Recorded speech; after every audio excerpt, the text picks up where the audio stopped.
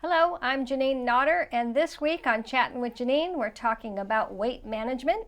And I've asked a small business owner, Wren from Goffstown, to come to join me and talk about getting fit. So thank you. Thank you for having me on, Janine. So tell me what you do exactly. Weight management, but you do a lot of other things in the field of fitness. So I have a background as a personal trainer. And I've done sports and athletics my entire life, so I have a pretty good understanding of things like that. And then the business I run is called Power Thirst. We're over in Goffstown, and it's a nutrition club, helping people achieve their fitness goals, whatever they may happen to be, whether it's just losing some weight for the summertime, being able to play with your children more, or more athletic endeavors.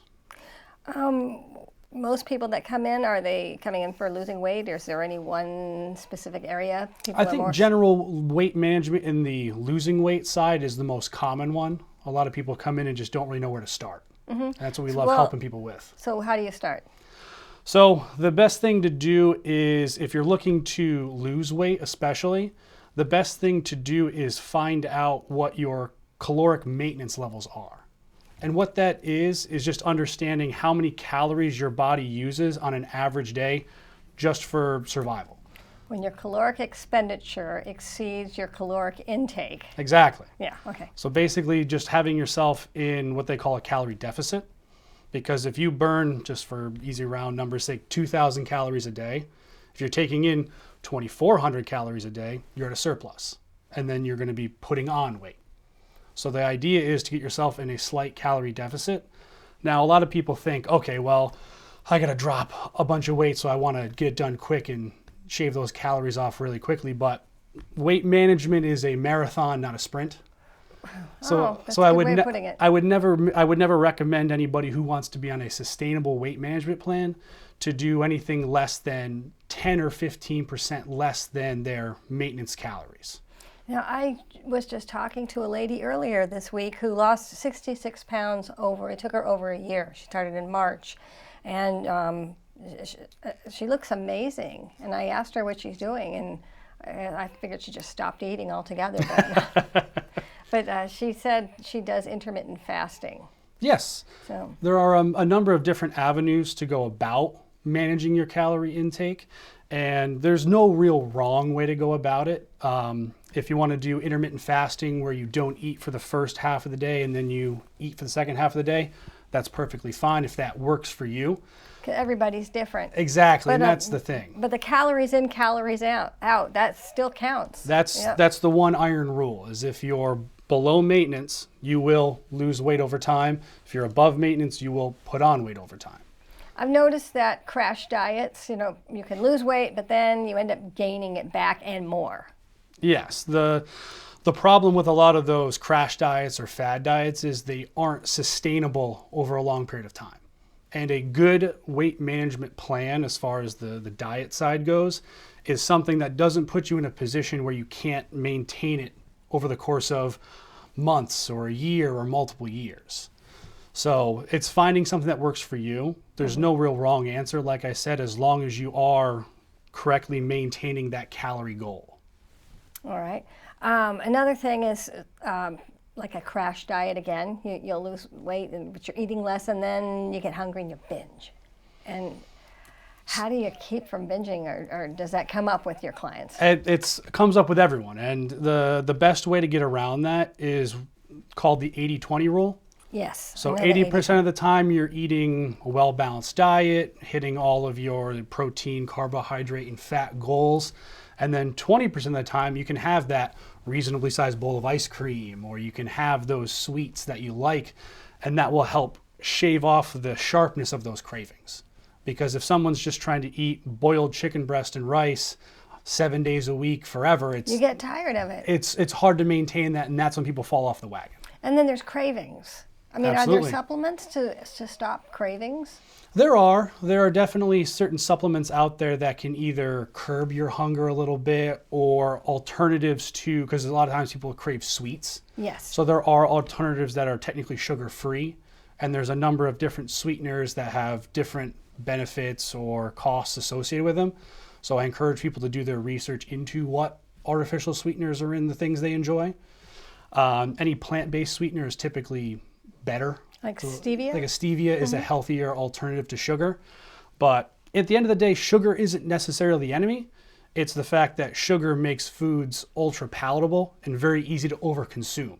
So then it gets right back to the calorie total, where like the serving size for Oreos is a couple cookies, but you accidentally eat a whole sleeve, and that's 4 servings. Now you're well over your calorie goal for the day. Yeah, I don't even buy the Oreos anymore because it's like you look at the calorie content of an Oreo, and you work out and you've just expended all these calories, but you just ate a cookie that exceeded what you just expended. Exactly, and that's where you want to balance out your calories for the day, but also have the nutrition in those calories. I can go to a burger place and get a burger with fries and basically hit my calorie goal for the day in one meal, but I'm not necessarily hitting my nutritional goals for the meal. So that's another part of figuring out what works for you with your diet, is balancing out the nutrition you need versus just hitting a number. Wow. So day one, what do you do? Day one. Day one, I would recommend someone figuring out what their maintenance calories are. And there's a number of different ways to go about that. There's a number of online tools from a number of different sources that can help calculate that for you. The simple explanation is they take into account your height, your weight, your gender, and then your relative activity level throughout a day. And then it generates a number.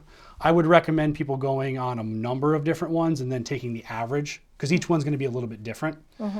Finding out what your maintenance calories are, and then figuring out what 10 to 15% less of that is, and then that should be your calorie goal per day. Now, for me, it helps to look at the calorie goal per day, but also project out your calorie goal for a week, because it's great when you go Monday through Friday and you're like, yep, hit my calorie goal for each day, not a problem. But then Saturday, your friend's having a cookout, and you're having burgers, potato salad, macaroni salad, maybe a couple beers or some wine. And then you're like, ooh, I'm well over my goal for the day.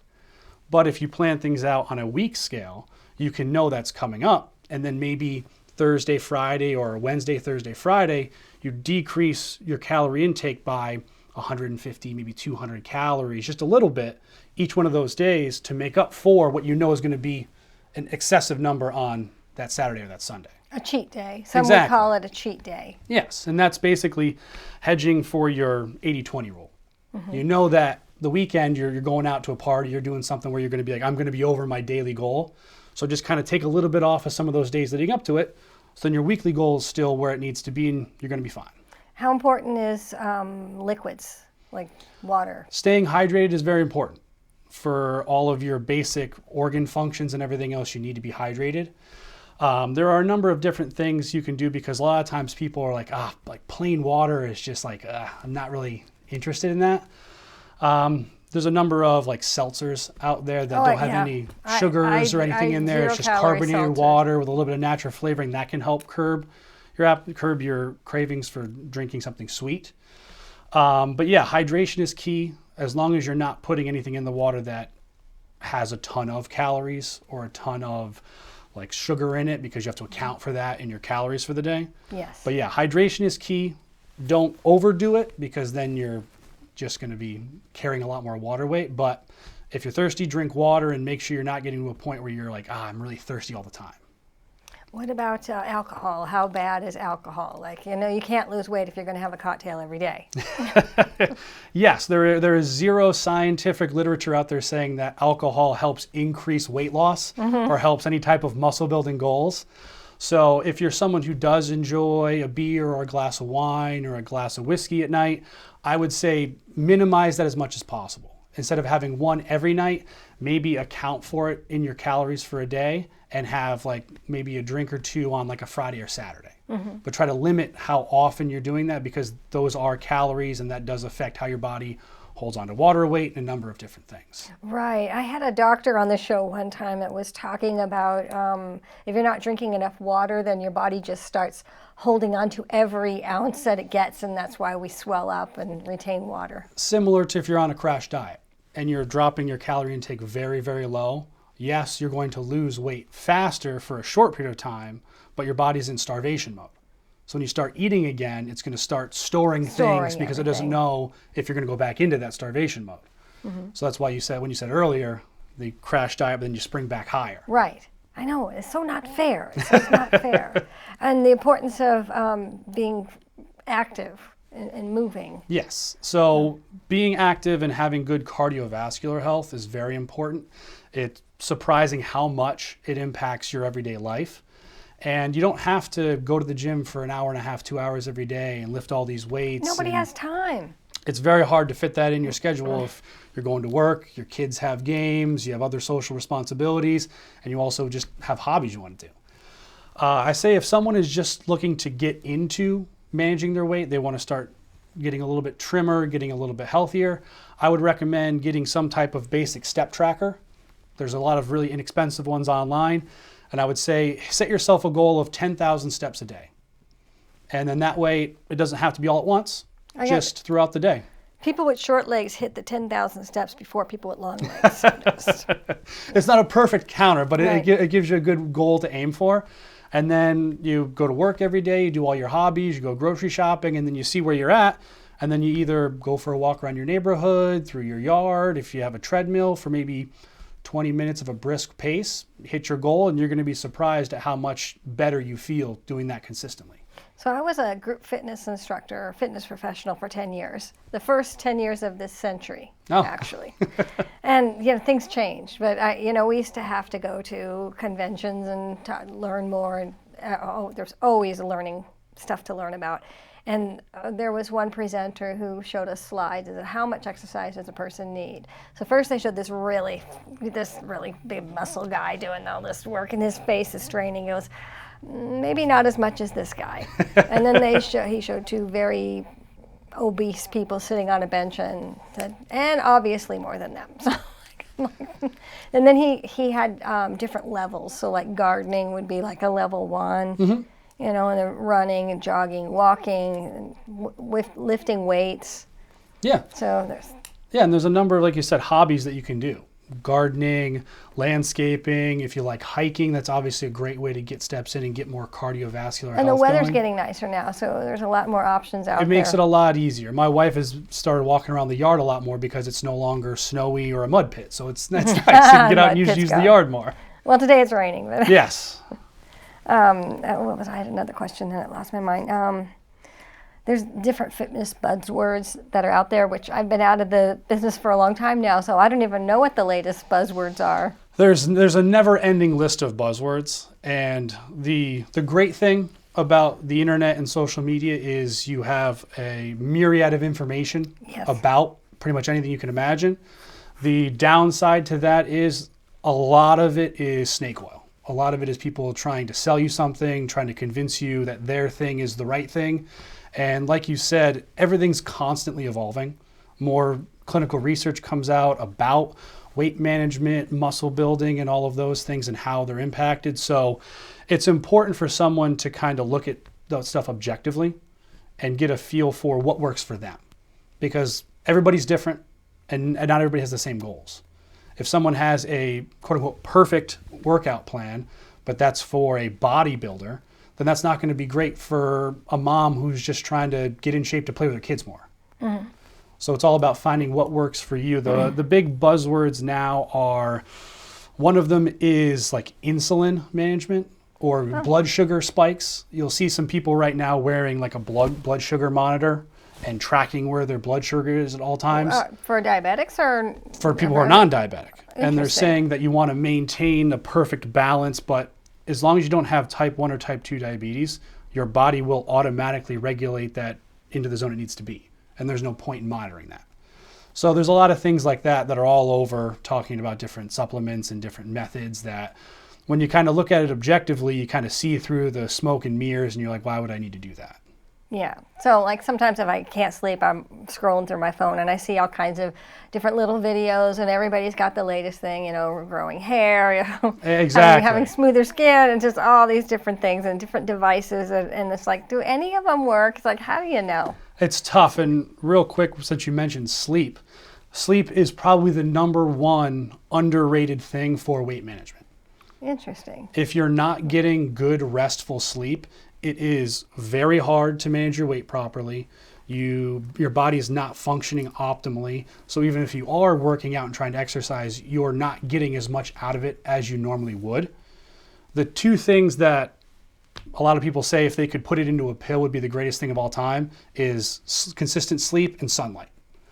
So I recommend anybody who isn't getting like consistent sleep to set up a sleep regimen for them where they're getting, I would love to see someone get on average 8 hours of sleep every night. And one way that I've used that works well for me is everybody sets an alarm to wake up in the morning, right? I usually wake up before the alarm though. But there's always that backup to get you up in case you oversleep. Set an alarm to go to bed. So if you want to be in bed by 9:30 every night. I know, I'm usually asleep by set an alarm for 9 so you know, okay, my alarm went off, it's time to get up and get ready for bed. It helps you be more regimented with that, and it helps build those good habits of getting that restful sleep. Oh, that's a good piece of advice. I went to a workshop once on sleep, and when you sleep was very important too. Mm-hmm. Like between the hours of 10 and 2 is really important to sleep at that time. Exactly. And also sleeping in the darkest room you can sleep in. Yes. Because even the light from they don't have clock radius anymore. What do you call it? Phone charger. Okay, there we go. Yes, or something like that, because they all give off little bits of light. Mm-hmm. But yeah, the darker the room can be, and I personally prefer a very quiet room when I'm sleeping. My wife likes to have some white noise, so we compromise on that. But as long as it's a dark room, because that's when your body will naturally start to produce melatonin, which is why in the winter months, you start to feel tired earlier. Because it's getting dark around 4:30, 5 o'clock every day. When the sun goes down, I go down and I'm done. And then so I just exist all winter long. And then when the longer days are here, I'm like living. Exactly. I'm alive right now. Yeah. Winter comes, exist. Yes. So getting a lot of good quality restful sleep is very important. So I would never put down how important that is. Mm-hmm. Very important. So I lost my train of thought here. So tell me about some of the people that you've helped. I mean, I've helped a number of people because I too was a group class instructor for a number of years down in Orange Theory. Where's that? In South Nashua. It's a group class where there's a number of people on like treadmills and free weights, and I was managing all of that with intervals for the treadmills and exercises for the weight floor. And I've helped a number of people, and it's one of the most satisfying things when someone comes in with a goal and you help them reach that goal, and just the look on their face when they've done the thing right and they're like, this is what I wanted, and helping them maintain that. I've had a number of people come to me with like, hey, listen, I want to get more fit. I want to be healthier. I want to feel better. I don't want to feel achy all the time. And being able to get them set up with a very manageable diet plan, because you don't need to cut out of the foods you like. You can keep a lot of the foods you enjoy. Again, it's just all portion control. Keeping those portions in there, making sure you're getting enough fiber in your diet's a big one that gets overlooked. That helps keep your body regular, and it helps keep your gut bacteria nice and healthy.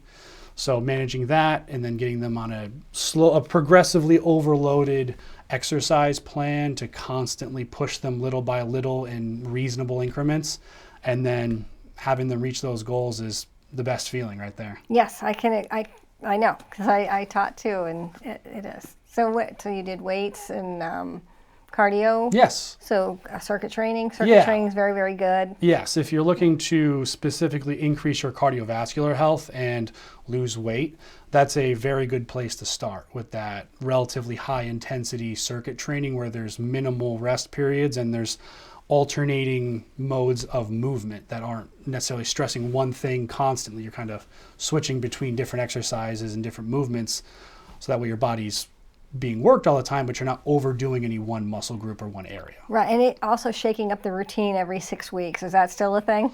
No, that's definitely a thing. Depending on what type of workout plan you might be on, there's anything from 6-week programs, 12-week programs, and then you can kind of adjust as you go, And depending I think the on how you body meet also those gets, goals. if you're doing the same thing all the time, like, I think that's my problem, because I just jog all over the place, and I'm like, I know I need to do other things Yes, besides yard work. Yes, the addition of some level of resistance training to like a jogging routine or a running routine or a walking routine can't be underestimated, because it's very important, especially as people age, to have a good ratio of skeletal muscle mass to total body weight.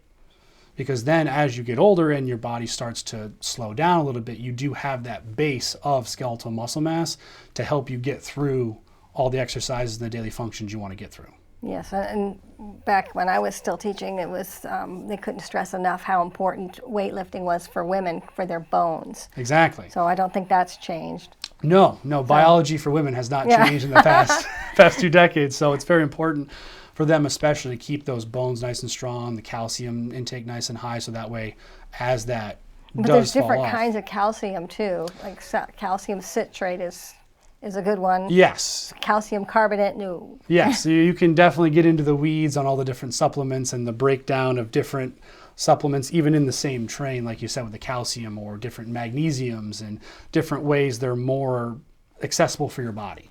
Mm-hmm. So again, that's another thing I encourage people to do their research on when they're looking into a multivitamin or any other type of supplement, is making sure that, one, it's a bioaccessible type of supplement. Explain that. Bioaccessible, meaning it's the type that your body can actually process and break down. Okay. Because like you said, with the 2 different types of calcium, one, your body can access because of how the structure of it is. It actually gets accepted by your body. Other ones, it doesn't get accepted by your body. So yes, you're taking it in, but your body's not utilizing it. And then the other thing is the proper dosages. Because a lot of times, Yes. you'll find these supplements that have, oh, this is exactly what I want, but Not enough. it's not enough of anything. And then if you take like extra, like let's say you need extra vitamin D, is it too much now if you have it in your multi and then you also have an additional supplement? Mm-hmm. So and that's why I go back and forth with that too. It's like, well, so I have extra C, extra B, extra D.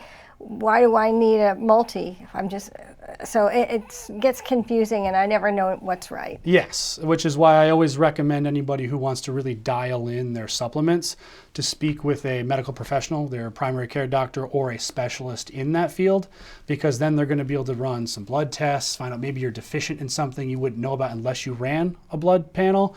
So I definitely recommend people, if they're interested in that, talking to a specialist, getting some blood work done so they can really dial in exactly what they need.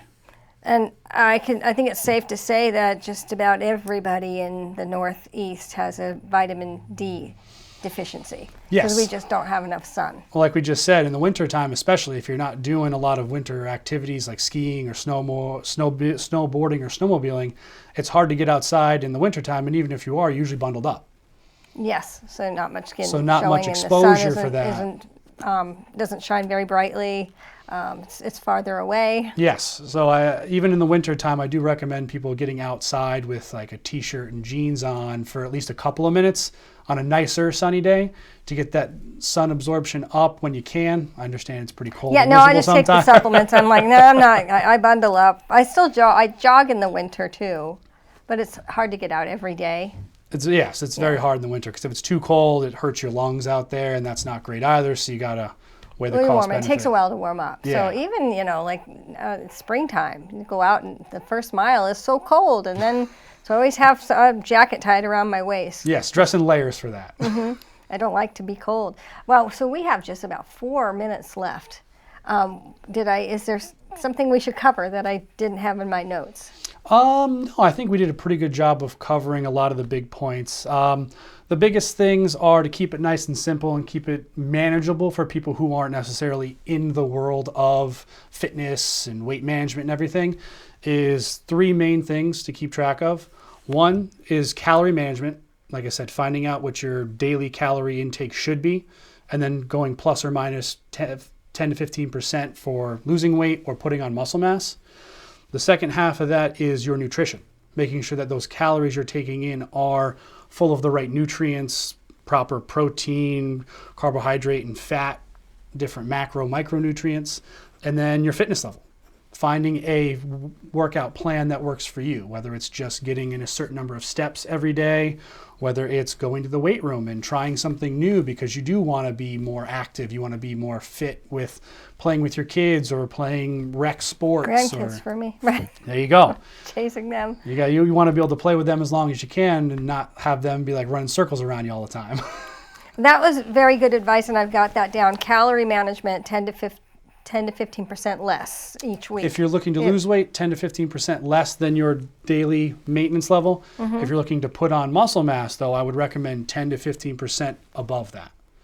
The old, like you said, the inverse of the crash dieting was the old school bulking, where you just start eating everything in sight to put on as much weight as possible, but you do eventually have to shed that weight to be healthy. Now, And some, I know we don't have time to get into this, but it's not fair that, some women will get nice and sleek, and like I just get bulky. When I'm doing weights, I just get bulky instead of nice and sleek, and that's not fair. yes, unfortunately, genetics plays a big part in that, where different people hold body fat versus where other people hold it. Sometimes it's in your legs, in your hips, in your stomach. Hair shape. A lot of that is genetic. It's just a matter of working out your total calories to make sure your total body fat goes down.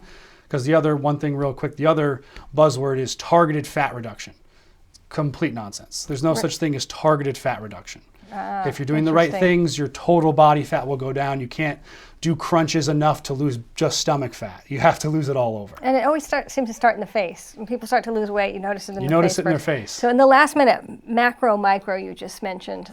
Can you explain that real quickly? So different things with like micronutrition is a lot of supplement-based stuff. So getting in the exact amount of like sodium, potassium, your vitamins, and all of those things in the day versus actual dietary things. Getting in the proper amounts of protein, fats, carbohydrates in your diet. And personally, I would recommend a higher level of protein in someone's diet. And those proteins also usually include fats as well. And that does increase energy by 25%. Exactly. I looked that up before the show. Exactly. And don't be afraid of fats. They're not bad for you. Good Again, fats. Good fats, healthy burn fats. Bad fats. So good fat in 30 seconds. Eggs. Avocados, meats like beef have very healthy fats in them. Again, it's just a matter of that total it depends caloric on the number. individual too. Some do better with chicken, so that's a whole other show. But I do plan on doing several shows on weight management and health and fitness. So you were the first one to come on. My son recommended. So thank you, Patrick. My son recommended you. And then I'll have Dr. Robin Bruck. She'll be coming in, and then also some people who have lost weight and have managed to keep it off. I need to talk to them. Perfect. I'm looking forward to seeing them. Motivation. I need somebody to, you helped motivate me. So thank you. Thank you. Looking for more people and more motivation. So thank you for being on the show. It's a pleasure. Good luck to you and your business. And what's it called again? Power Thirst? Power Thirst over in Goffstown. In Goffstown. And thank you for watching.